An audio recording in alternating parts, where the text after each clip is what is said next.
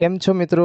આજે હું લાવી રહ્યો છું તમારી સામે વિષેપ પત્તી અને ફ્લાવર જે લોકો અટવાઈ રહ્યા છે એ કઈ રીતે પ્રોપરલી બનાવવું અને કઈ રીતે વ્યવસ્થિત લાગે, બરાબર? એના વિશે હું તમને થોડું ઘણું નોલેજ શેર કરીશ, બરાબર?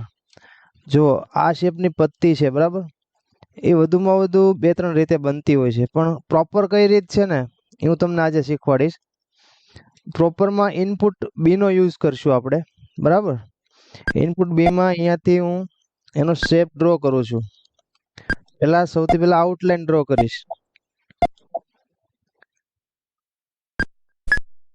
અહીંયા ખાસ કરીને જોજો, પેરેલલ પોઈન્ટ રાખશું બીજો, પછી આવી રીતે અંદર જઈને પાછા પેરેલલમાં બીજો પોઈન્ટ મૂકશું. હવે એન્ટર, બરાબર. હવે જો આમાં આ ઓપ્શન બંધ રાખશું આપણે, એ કઈ જરૂર નથી.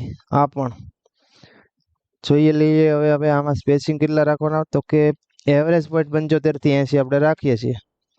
ઓટો સ્પ્લિટ બંધ રાખીશું. તો તમારી સામે છે પત્તી ફાસ્ટ અને લુકવાઇઝ બનાવી છે આપણે.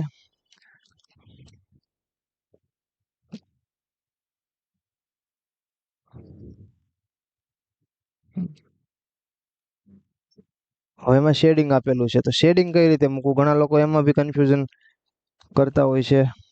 હું તમને એક જ વાત સજેસ્ટ કરું છું કે આમાં છે ને નવું ડ્રો નથી કરવાનું. કંટ્રોલ ડી કરો, કલર ચેન્જ કરો એનો, અને શિફ્ટ દબાવીને થોડું નાનું કરો. આ વસ્તુનો કલર છે ફિરોઝી, આપણે ફિરોઝી આપી દઈએ. આ વસ્તુનો કલર છે મહેંદી, તો આપણે મહેંદી આપી દઈએ. એનું સ્પેસિંગ શેડિંગ નું હોય હંમેશા આનાથી ઓછું હોય, મતલબ કે 1.3. ઓકે, પછી થોડું નાનું કરી લઈશું.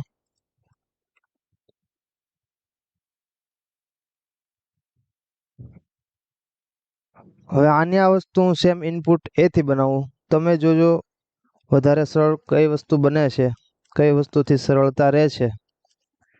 ઇનપુટ એ લઈશું.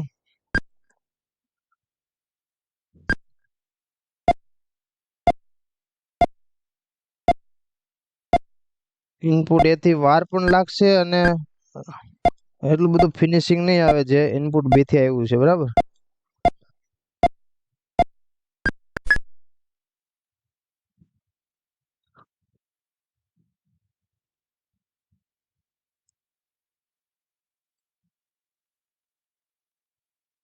અને એકવાર મેક કરી લઈએ આપણે, જેથી કરીને નેક્સ્ટ જે કઈ ડ્રો કરીએ છીએ એની પ્રોપર્ટી આપણને જે જોતી છે એ મળે.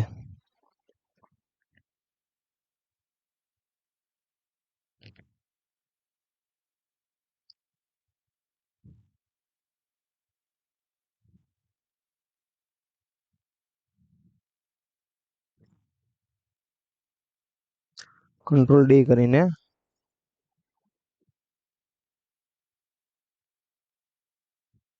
નાનું કરશું આપણે.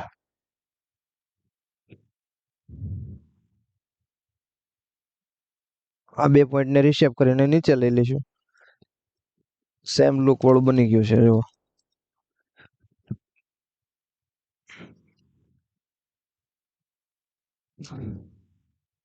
બરાબર, તો વધારે ઇઝી ઇનપુટ બી થી બની ગઈ છે આ પત્તી. હવે જો કોઈ બી આવી પત્તી આવે આ શેપની, મતલબ કે સિંગલ ટાંકા વાળી, તો આમાં આપણે છે ને ઇનપુટ ડી નો યુઝ કરશું. કોમ્પ્લેક્સ ટર્નિંગ,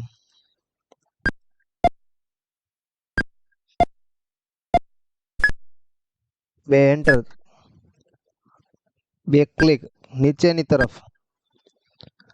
હવે જે પત્તીમાં એંગલ છે એ રીતે એંગલ આપણે પેરેલલ પાડીશું. પત્તી તમારી સામે રેડી છે, પરફેક્ટ શેપ વાળી, વિધાઉટ એની રીશેપ. બેસ્ટ રીત હોય તો ઇનપુટ ડી છે.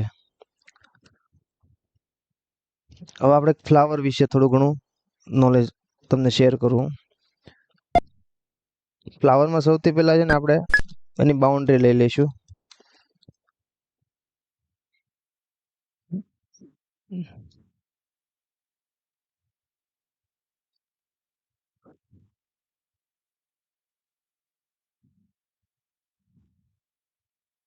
સેન્ટર લાઈન એની લઈશું.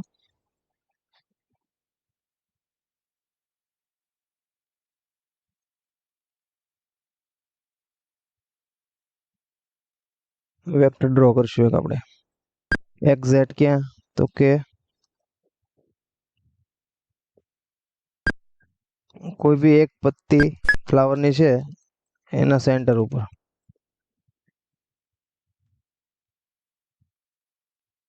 હવે આને સેન્ટરથી આપણે ગોઠવશું. 5 પત્તી છે ફ્લાવરની તો આપણે 10 મૂકીશું.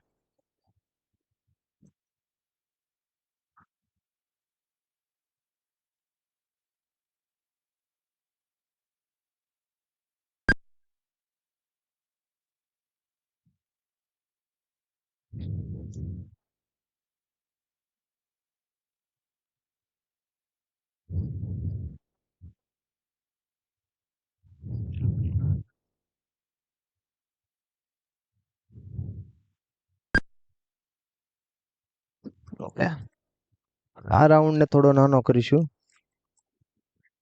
આ રીતે શિફ્ટ દબાવીને માઉસની લેફ્ટ ક્લિક નીચેની તરફ ખેંચીને આ રીતે નાનો કરીશું.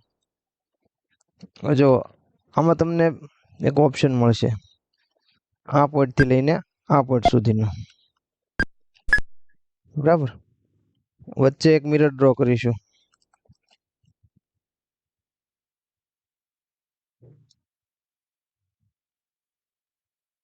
સ્ટ્રિંગ બોલે તો મિરર.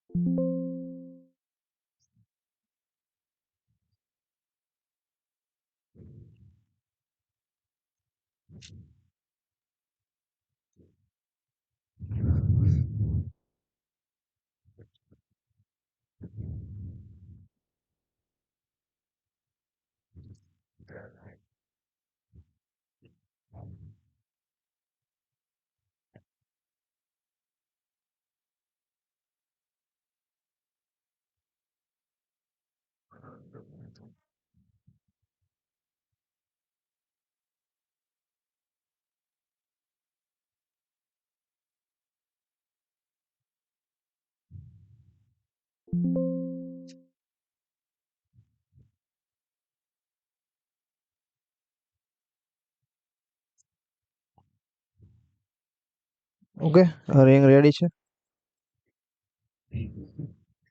આમાં છે ને આપણે ઇનપુટ બી થી એટલું 13 ડ્રો કરીશું.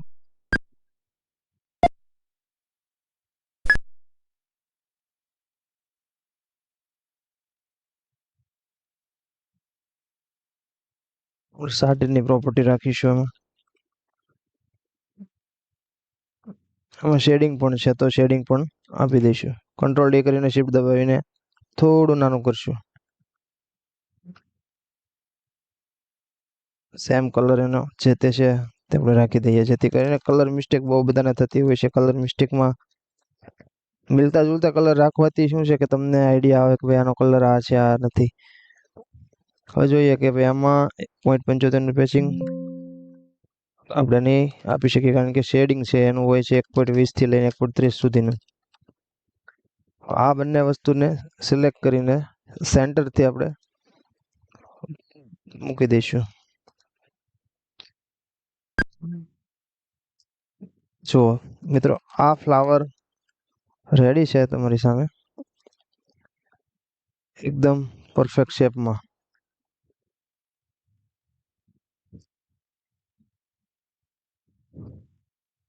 આ મિરરને આપણે ઉપર લેવો છે તો કંટ્રોલ XV સિલેક્ટ કરીને આપીશું, જેથી કરીને ઉપર આવી જાય. ઓકે મિત્રો, તો અમારી ચેનલને વધુમાં વધુ લાઈક કરો, શેર કરો, સબસ્ક્રાઈબ કરો અને આવા નવા વિડીયો જોવા માટે ડેઈલી અમારી ચેનલને શેર કરો. Thank you.